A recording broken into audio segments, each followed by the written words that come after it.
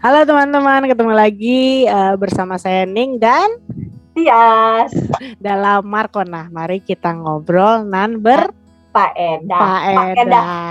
Pakai dah. Oke, kalau episode sebelumnya kalau teman-teman mengikuti episode 1 2 Ya, 3, kemarin di episode 3 kita sudah ngomongin tentang asuhan paliatif. paliatif gitu Ya, ya, yang erat kaitannya dengan kualitas hidup. Karena asuhan paliatif, saya coba recall lagi, adalah asuhan yang bertujuan untuk meningkatkan kualitas hidup pada pasien penyakit yang sulit disembuhkan serta keluarganya gitu ya.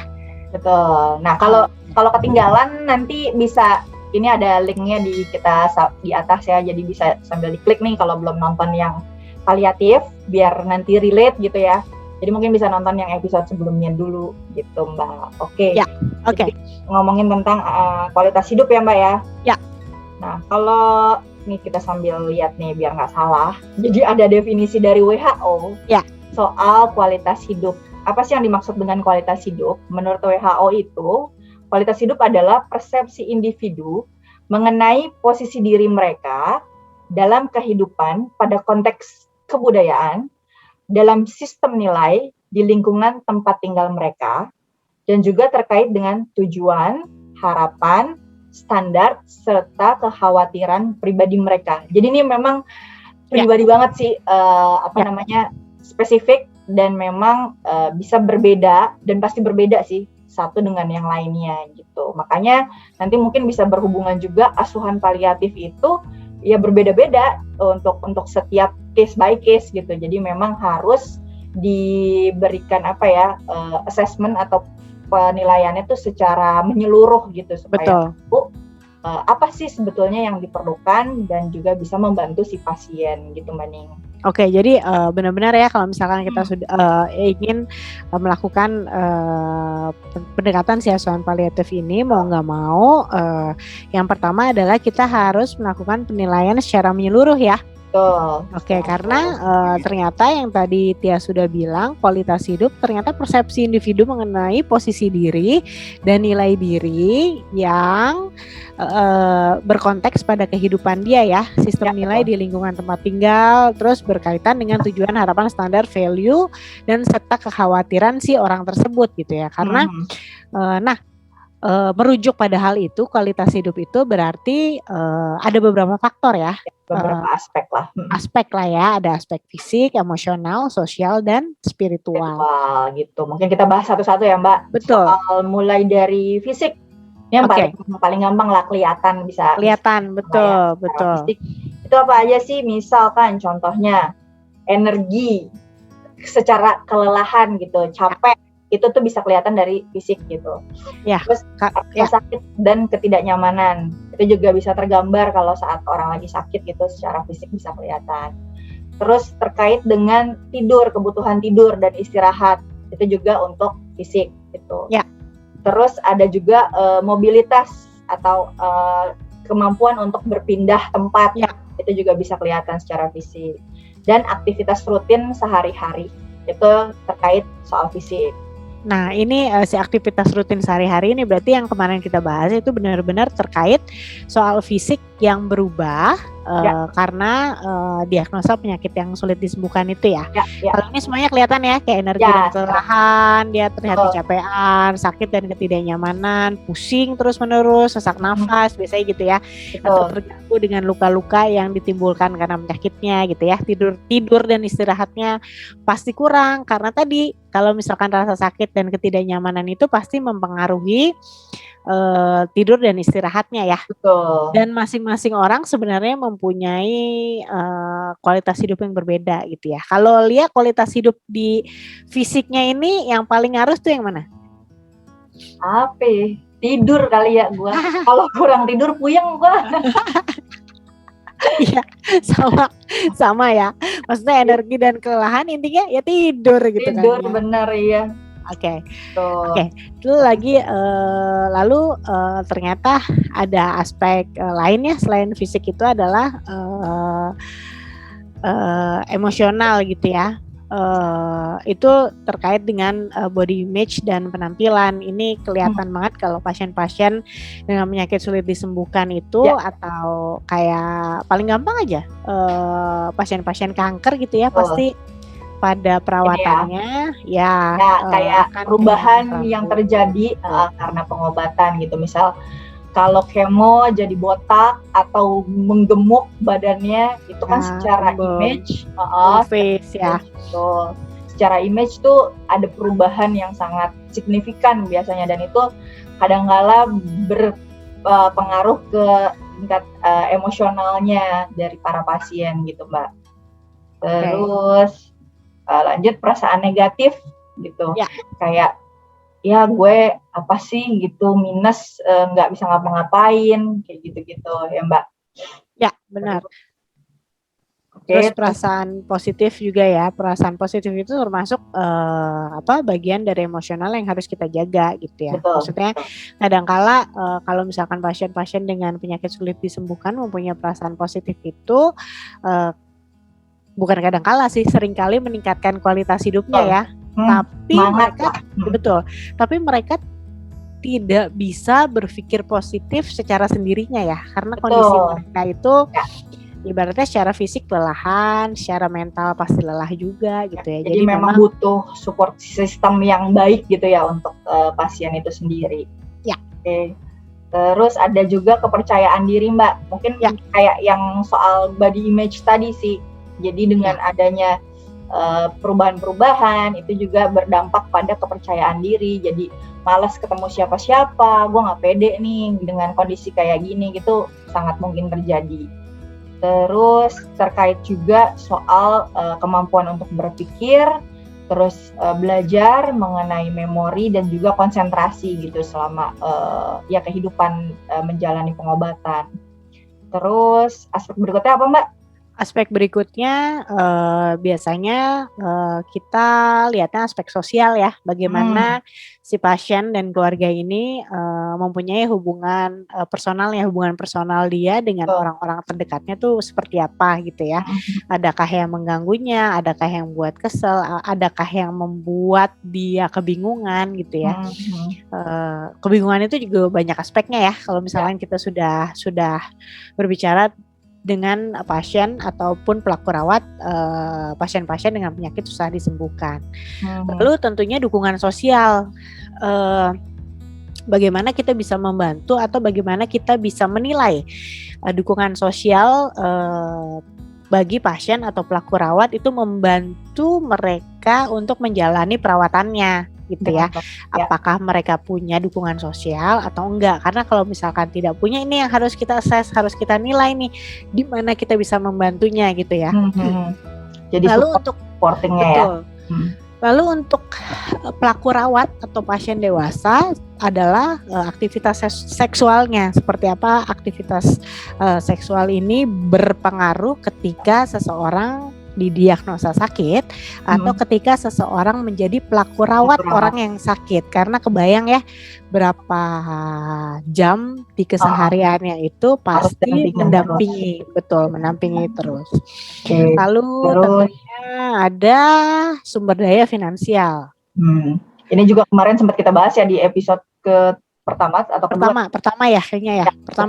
Perubahan gitu, karena otomatis dengan mungkin pengobatan yang akhirnya harus rutin dan mengeluarkan biaya, mungkin sekarang sih udah ada beberapa ada mungkin yang punya asuransi atau bisa pakai BPJS, tapi tetap akan mengeluarkan biaya yang cukup besar untuk perawatan yang panjang. Ini juga akan berdampak pada sumber daya secara finansial. Terus mengenai kebebasan dan keamanan secara fisik, terus ada juga asuhan kesehatan dan juga lingkungan tempat dia tinggal. Itu sangat berpengaruh.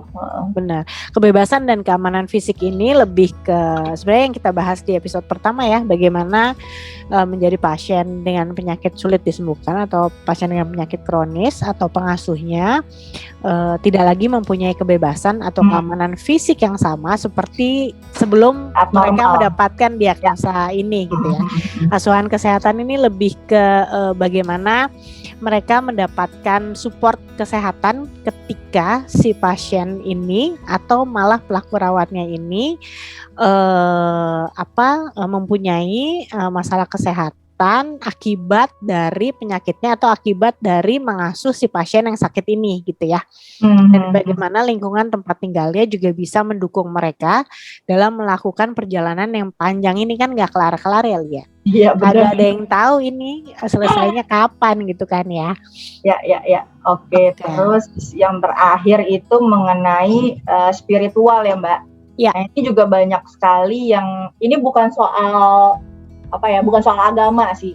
Jadi Betul. lebih ke perasaan-perasaan ini kayak ada beberapa kasus kondisinya mungkin dia taat nih, orang tuanya taat beragama gitu, nggak pernah lepas sedekah gitu, tapi pada akhirnya mendapat boleh dibilang mungkin ya cobaan gitu dengan anaknya terkena penyakit yang sulit disembuhkan gitu kan. Terus akhirnya dia merasa kenapa sih, bertanya gitu, kenapa gue gitu yang dititipin gitu, padahal gue selama ini nggak pernah lewat ibadah segala macam. Itu tuh pasti ada fase-fasenya kondisi spiritualitas itu akan terkena juga ya untuk penyakit-penyakit yang sulit untuk disembuhkan gitu. Kenapa saya juga ini mungkin hukuman buat saya karena mungkin saya pernah melakukan hal yang tidak baik kayak gitu-gitu tuh sangat kita beberapa kali sih sempat menemui hal kayak gitu Mbak.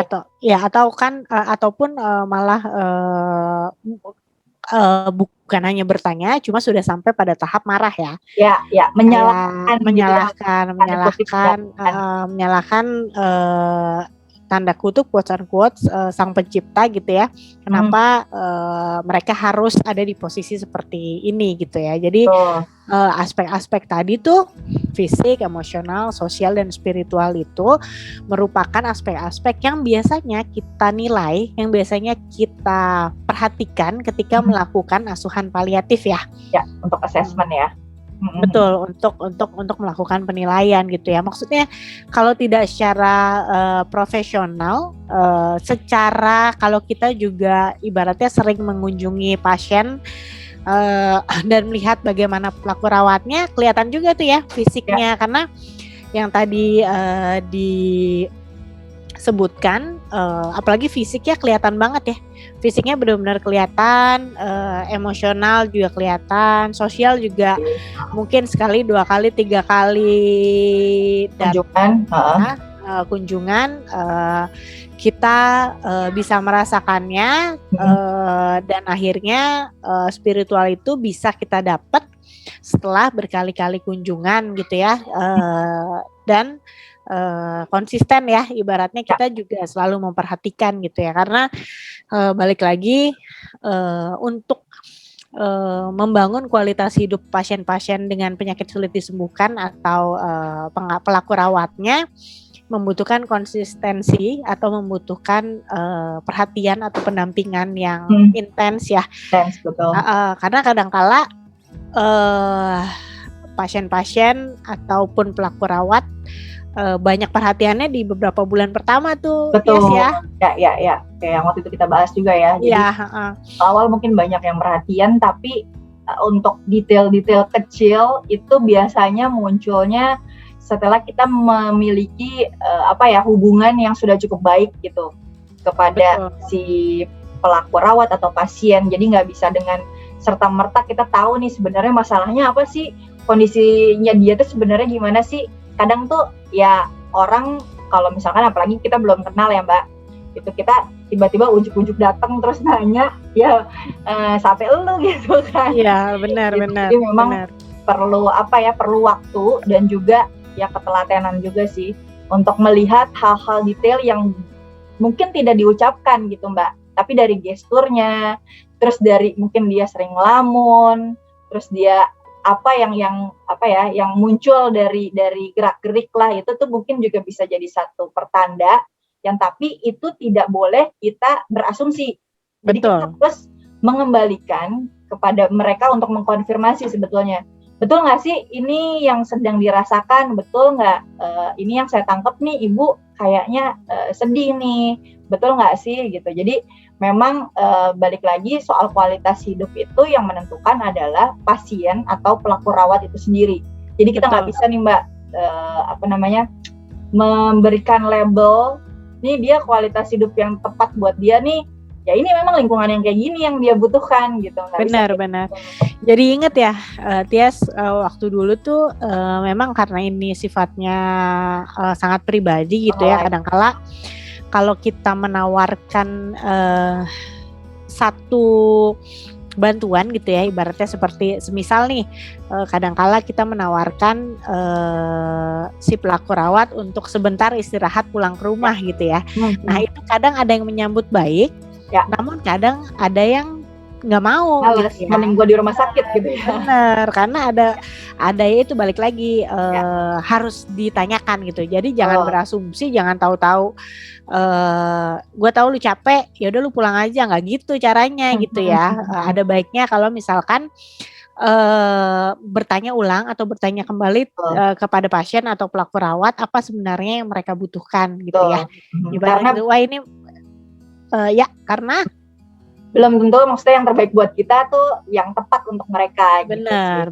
Jadi intinya jangan berasumsi, at least di di pemaparan kayak kali ini kita memberitahu ada beberapa aspek fisik, emosional, sosial dan spiritual yang benar-benar melekat pada pasien atau pelaku rawatnya gitu. Dan nanti nextnya adalah pasti akan ini nih Tias kepikiran, oke, kalau gitu gimana caranya gue nanya ya. Nah itu adalah gitu kayaknya tuh.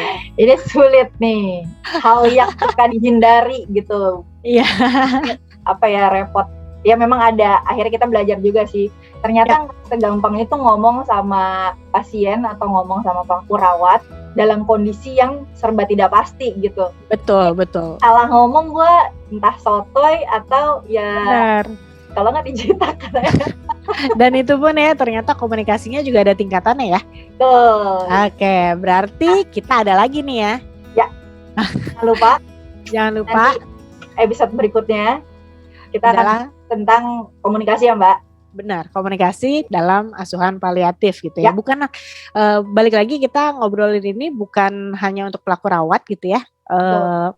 Namun malah lebih kepada bagaimana kita bisa membantu si pelaku rawat gitu ya, supaya mereka tidak sendirian. Karena ya balik lagi penyakit-penyakit yang sulit disembuhkan ini luar biasa jangka waktu panjangnya gitu ya. Dan apa sih yang bisa kita lakukan sebagai teman, sebagai sahabat, sebagai keluarga ya untuk mendampingi si pelaku rawat ini. Untuk tips and triknya akan ada di komunikasi di episode selanjutnya ya Tias. Ya, jangan sampai lupa. Makanya di subscribe, dinyalain loncengnya ting ting ting gitu. Supaya nggak ketinggalan nih duo maut. Markona. Baiklah kalau gitu sekian dulu ya episode kualitas hidup yang ternyata merupakan perpanjangan dari asuhan paliatif. Nah tapi balik lagi benar kata Tias, kalau ada komen-komen atau ada saran ada yang kritik mau gitu ya, kritik, ada yang mau berbagi soal pengalaman saat mendampingi anak atau mendampingi keluarga gitu dengan kondisi yang sulit, itu juga bisa jadi bahan kita untuk belajar ya Mbak ya. Iya, belajar dan siapa tahu kita bisa bahas gitu ya. Oke, kalau gitu. Terima kasih semuanya, makasih Mbak Ning. Terima kasih Tias. Sampai jumpa di episode Markona berikutnya. Dadah.